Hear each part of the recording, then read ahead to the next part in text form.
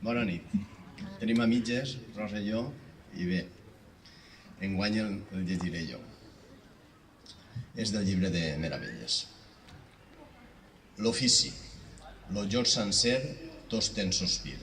Joan Timoneda.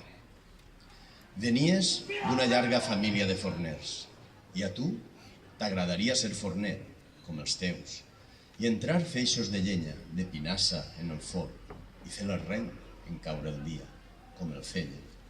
I a mitjanit anar al forn per a pastar, creuar amb una ràpida ganiveta la pasta i escombrar lentament, prendre-li foc al forn, ficar el cap al forn, aquell infern de flames que olia intensament als matins del Garbí, pujar a l'alcabó, aquell calor humit, i deixar caure el pa, aquell pla cruixidor i alegre a les paneres, i tripular el forn, fer-li créixer el foc, o fer-li-lo minvar.